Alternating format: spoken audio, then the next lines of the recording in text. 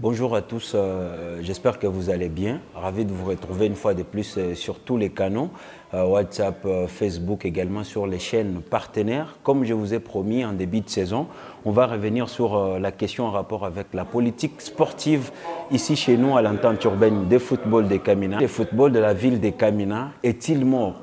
Faut-il quelqu'un pour les sauver, comme certains prétendent? La première question, c'est revenir sur la politique sportive de nos clubs ici à l'entente urbaine de football de Kamina.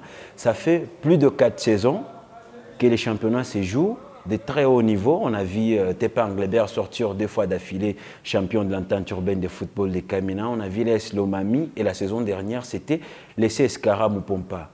Est-ce que c'est ça le football dont nous devons parler chaque fois dans les émissions sur la ville de Kamina, alors que les présidents mettent leurs moyens? Le cas de l'AS Concon qui a mis plus de 200 000 $ pour l'unique saison sportive sans rien gagner en retour, du CS Kara qui a mis plus de 65 000 $, ou bien du FC Dimon qui a subi beaucoup de pertes avec les incidents survenus la saison dernière. Dans les discussions avec les confrères journalistes, certains ont parlé aujourd'hui du football de Kamina qui est mort par rapport à l'entente urbaine ou au siècle de football de Kamina il y a 10 ans, 14 ans.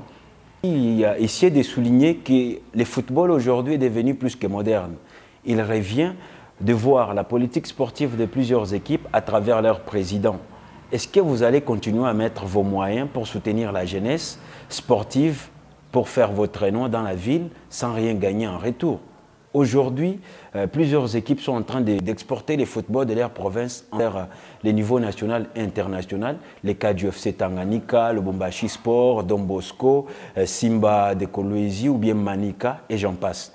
La ville de Kamina, aujourd'hui au toit du football katangais, avec les derniers sacs de l'AS Concon Oriental. J'ai 2 questions. Si vous voulez me répondre, faites-les sur les plateformes Facebook, Gauthier Mongo officiel. Vous allez me laisser vos réponses à travers ces plateformes-là.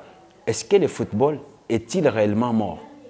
Avec la saison dernière, Concon qui sortait champion de la Ligue de football du Grand Katanga, ou bien ça se raconte seulement sur les réseaux sociaux et que la réalité, elle est tout autre. Nous avons des joueurs avec la nouvelle ère de la jeunesse. 2 saisons d'affilée, le Tepa Anglebert VIP est sorti champion de l'entente urbaine de football de Kamina. Nous avions vu l'AS Lomami également revenir avec le trophée de l'entente urbaine de football de Kamina et le CS Kara. En 2004, le football n'était pas encore moderne, mais la ville de Kamina était bien représentée avec les joueurs d'autres clubs qui allaient jouer au niveau national, en Coupe du Congo, et aujourd'hui, il n'y en a pas. Jusque-là, les équipes et les présidents de l'entente urbaine de football de Kamina connaissent des difficultés. Comment vendre les joueurs? Ça, c'est la première question. Si une équipe doit avoir sa propre politique sportive, c'est l'expansion, la vente des joueurs. C'est là que s'est rêvé les ressources d'une grande équipe. Les cas de l'AS Concon, si elle avait des bons joueurs qui ont fini la saison, les joueurs made in Kamina, ça pouvait faire une bonne affaire. Concon allait vendre 3 ou 4 joueurs. Mais aujourd'hui, c'est un grand problème. Est-ce que ça va continuer et que les présidents devront mettre leurs moyens pour soutenir la jeunesse sans rien gagner? Je crains fort. Aujourd'hui, avec les présidents qui sont à la tête de ces différentes équipes, ils peuvent se décider de partir et ça va encore devenir à la case départ. Les cas du CS Kara, si le président Arsène jetait l'éponge aujourd'hui, que sera le CS Kara? Si aujourd'hui, l'ambassadeur Dani Banza quitte l'AS Concon Oriental, que va devenir Concon Oriental? Si aujourd'hui GG Makassa ou bien encore le président Jeff Mwamba quittaient leurs équipes, que vont devenir ces équipes-là?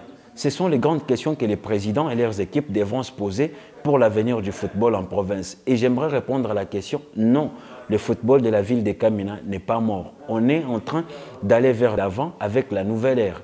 Il suffit de mettre en place une politique de vente des joueurs, répondre aux besoins, investir et vendre les joueurs. Voilà la politique sportive d'une équipe. Il ne faut pas se focaliser sur les objectifs saisonniers. Non, cette saison, on va gagner les trophées à l'entente urbaine, participer à la Ligue de football du Katanga et ça s'arrête là. Non. Instaurer aujourd'hui les directions de communication au sein de vos équipes fait partie de cette politique sportive qui va vendre l'image du football de la ville de Kamina en dehors de nos frontières. Ça, c'est un appel à tous les présidents et à tous les dirigeants des équipes de faire ce qu'il faut.